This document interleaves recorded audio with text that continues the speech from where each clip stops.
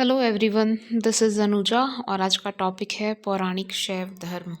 इस वीडियो में हम शैव धर्म के बारे में अध्ययन करेंगे, जैसा कि पुराणों में उसका वर्णन किया गया है या जिस रूप में पुराणों में शैव धर्म का वर्णन किया गया है। हमने ऑलरेडी लास्ट वीडियो में डिस्कस किया था कि किस प्रकार पुराणों में वैष्णव धर्म जो है उसके स्वरूप का वर्णन किया गया है, और बहुत सी बातें जो वैष्णव धर्म के परिचय में कही गई थी सेम वही शैव धर्म में भी लागू होती हैं। कि इसकी भी शुरुआत जो है गुप्त युग में, जब पुराणों का परिपक्व रूप सामने आता है, तो उस समय जब एक बार फिर से वैदिक धर्म का पुनरुत्थान प्रारंभ होता है, क्योंकि बौद्ध धर्म और जैन धर्म में बहुत सी बुराइयां, तंत्रवाद इत्यादि जो हैं उसके अंदर शामिल होने लग गए थे।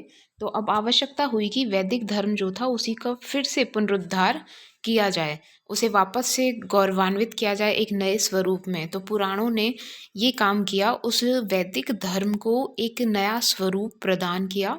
कुछ अलग अलग जो विचारधाराएं थी उनमें समन्वय जो है स्थापित किया, और इसी का जो स्वरूप है, ब्राह्मण धर्म जो था उसी का स्वरूप वैष्णव धर्म और शैव धर्म में दिखाई देता है।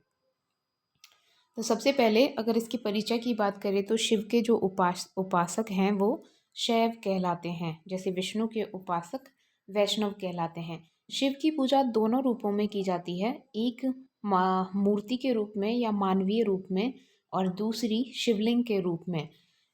ज़्यादातर मंदिरों में जो देखा जाता है वर्तमान समय में भी शिव की पूजा शिवलिंग के रूप में ही की जाती है। कुछ स्थानों पर उनकी पूजा अर्धनारीश्वर के रूप में भी की जाती है, तो वहीं कुछ स्थानों पर ब्रह्मा विष्णु महेश का जो त्रिमूर्ति है उसके रूप में भी शिव की पूजा की जाती है। अगर शिव का प्रारंभिक समय से शिव के विभिन्न स्वरूपों की बात की जाए तो जो शैव धर्म है वो बहुत ही प्राचीन दिखाई देता है, और आरंभिक समय से या वैदिक समय से जब से लिखित साक्ष्य मिलना प्राप्त होते हैं, तो शिव का स्वरूप समय समय पर परिवर्तित होता रहा है, जिसकी आगे हम चर्चा करेंगे। शैव धर्म जो है वो प्राचीन माना जाता है बहुत, और लोक धर्म से निकला हुआ माना जाता है, यानी सामान्य जनता का जो धर्म था, रीति रिवाज परंपराएं थीं, उनसे जुड़ा हुआ माना जाता है। आरंभ में सृष्टि की रचना करने वाली शक्ति के रूप में भी शिव की पूजा की जाती है।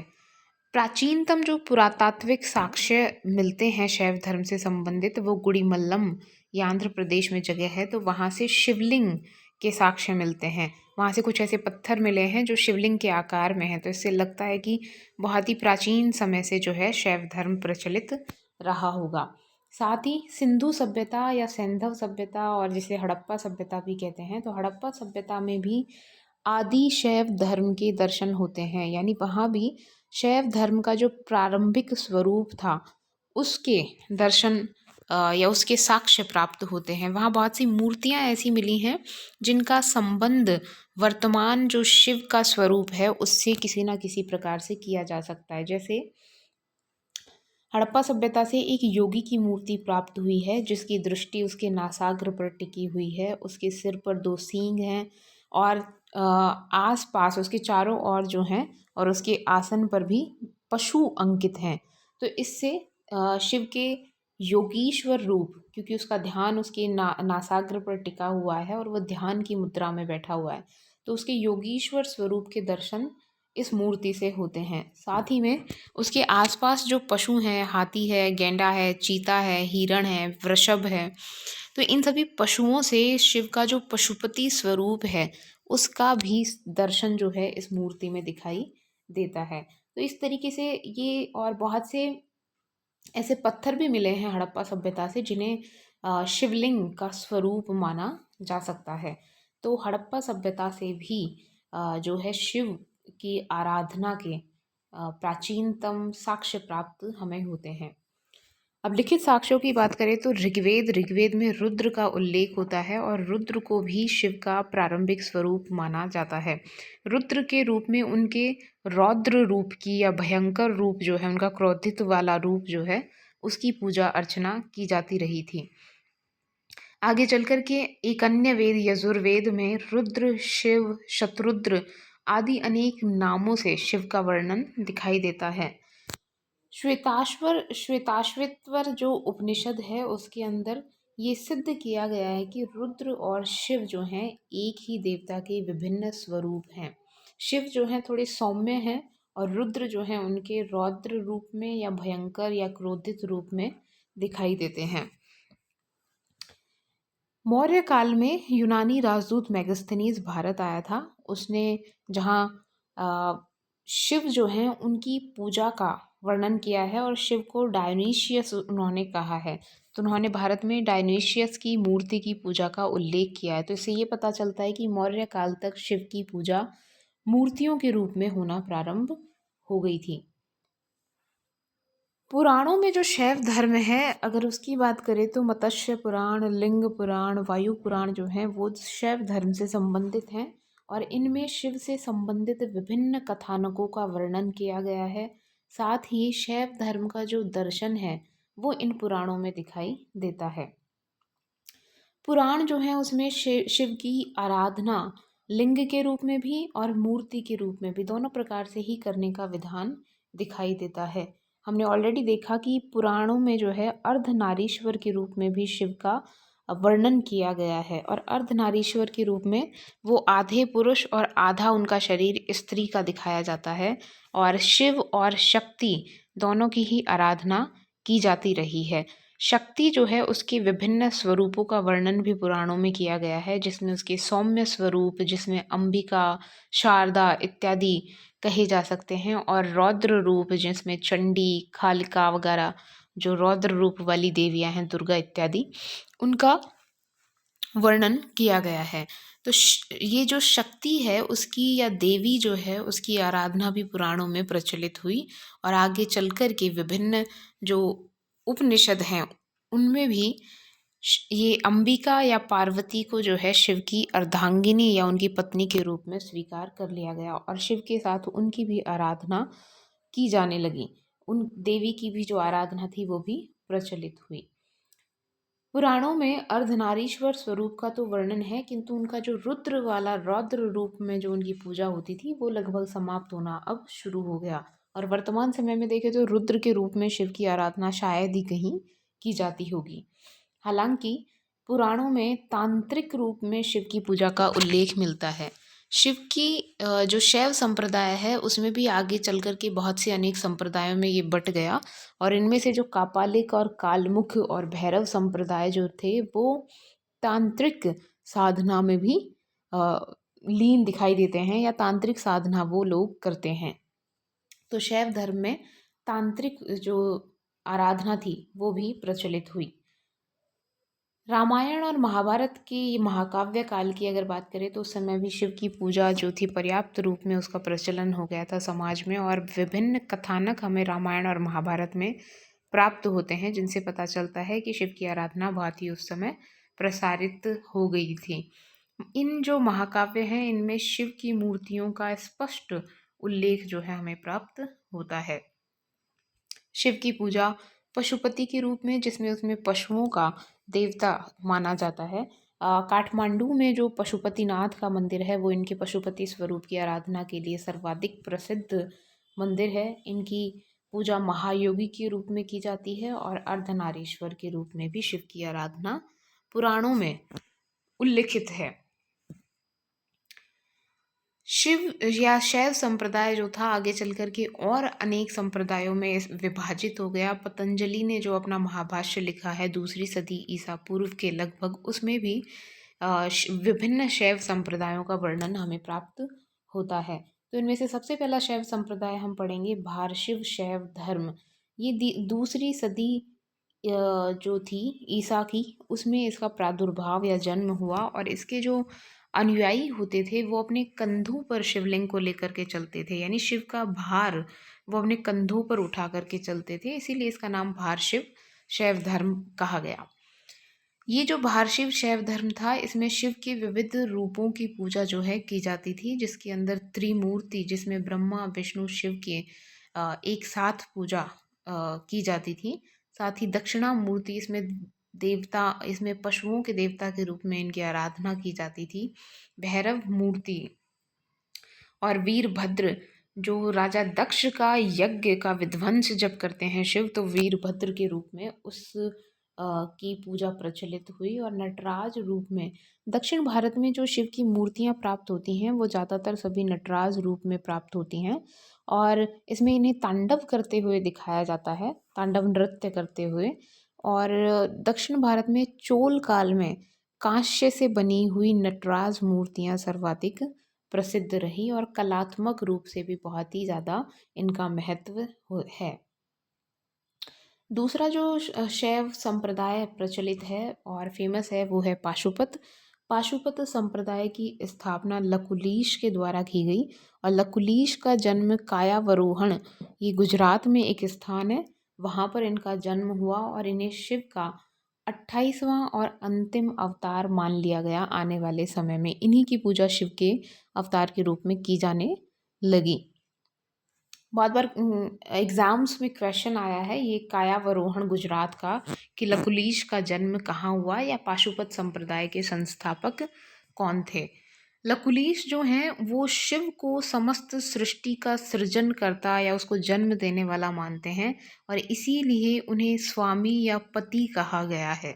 और उनका जो कार्य है या उनका जो सृजन है वो है जीवात्मा, यानी जीवों का उन्होंने सृजन किया, तो इन्हें पशु कहा गया है, इसीलिए इस संप्रदाय का नाम था पाशुपत। और ये जो पशु या जीवात्मा है वो भौतिक तत्वों से जकड़ा हुआ रहता है, जन्म मृत्यु के जाल में है, और इसी जाल को पाश कहा गया है। और जब ये पशु और पति का मिलन हो जाता है तो व्यक्ति के जो जन्म मृत्यु का जो चक्र है उससे उसकी मुक्ति हो जाती है। जीव जो है उसकी आत्मा परमात्मा में विलीन हो जाती है। तो ये जो शैव दर्शन है वो लकुलीश के द्वारा दिया गया। पाशुपतों के द्वारा जो क्रियाएं की जाती हैं वो अतिवादी क्रियाएं की जाती हैं उनके द्वारा। और उन अतिवादी क्रियाओं में ऐसा प्रतीत होता है जैसे वो सामाजिक विद्रोह या समाज में जो प्रचलित परिपाटियां हैं उनका विद्रोह कर रहे हैं, और समाज में जो सामान्य शिष्टाचार के नियम हैं उनको भी वो चुनौती देते हुए दिखाई देते हैं। कापालिक और कालमुख संप्रदाय, ये संप्रदाय जो थे वो तंत्र विद्या की ओर ज़्यादा झुके हुए दिखाई देते हैं और इनमें अतिवादी क्रियाएं की जाती हैं। ऐसी क्रियाएं जो समाज के जो सामान्य शिष्टाचार के जो नियम हैं उनका उल्लंघन करती हुई दिखाई देती हैं। कापालिक संप्रदाय के जो अनुयायी हैं वो सिर पर जूड़ा बांधते हैं, कानों में हड्डियों की बालियां पहनते हैं और गले में भी हड्डियों की माला पहनी जाती है। ये लोग शमशान में रहते हैं, भस्म खाते हैं, कपाल या खोपड़ी जो होती है नर कंकालों की उनके अंदर ये भोजन करते हैं। और जो मनुष्यों की जो भस्म होती है चिता के जलने के बाद जो भस्म बची हुई होती है उसको शरीर पर लगाते हैं, भस्म को खाते हैं, हाथ में त्रिशूल दंड रखते हैं और मदिरा पात्र हमेशा अपने पास रखते हैं। और उस मदिरा पात्र में जो शिव का शिवलिंग या कोई भी स्वरूप रखा हुआ होता है उसकी आराधना करते हैं। तो ये सारी क्रियाएं जो हैं बहुत ही अतिवादी हैं। सामान्य जो लोक व्यवहार है उनके अंदर इन्हें उचित दृष्टि से नहीं देखा जाता, लेकिन फिर भी ये लोग ये सारी जो क्रियाएं हैं उनको अपनाते हैं शिव की आराधना करने में। कालमुख जो संप्रदाय हैं उनकी क्रियाएं भी लगभग वैसी हैं जैसी कापालिकों की हैं, लेकिन इसके अंदर जो अनुयायी हैं वो अपने मुंह को हमेशा काला करके रखते हैं, इसीलिए इसका कालमुख नाम दिया गया है। ये जो संप्रदाय हैं वो दक्षिण भारत में ज़्यादा प्रसिद्ध हैं। इसके बाद एक बहुत ही महत्वपूर्ण संप्रदाय है शिव शैव धर्म से जुड़ा हुआ, इसे वीर शैव या लिंगायत संप्रदाय कहते हैं। और ये आज भी कर्नाटक में इस संप्रदाय को मानने वालों की एक बहुत बड़ी संख्या रहती है। तो वीर शैव या लिंगायत संप्रदाय जो हैं इसकी ज़्यादातर इसकी स्थापना भी कर्नाटक में ही हुई थी 12वीं शताब्दी में, और इसके संस्थापक जो हैं वो अल्लभ प्रभु और बासवन्ना माने जाते हैं। इनके इनका ये मानना है कि सबसे पहले सिर्फ शिव था और कुछ भी नहीं था। तो शिव जो था उसी को सर्व शून्य कहा गया, और इस सर्व शून्य में जब चेतना उत्पन्न हुई शक्ति की मिलन से, तो वो जो चेतना उत्पन्न हुई उसी ने फिर सृष्टि को जन्म दिया। इस चेतना की वजह से ही सृष्टि में आत्मा का विकास हुआ। तो शिव जो हैं वो सृष्टि के कर्ता या उसके प्रारंभकर्ता माने जाते हैं। वीर शैव धर्म जो है उसमें सभी जातियों को समान दर्जा दिया जाता है और सभी जातियों के अनुयायी वीर शैव धर्म को स्वीकार कर सकते हैं। तो सामाजिक समानता का सिद्धांत जो है इन्होंने अपनाया।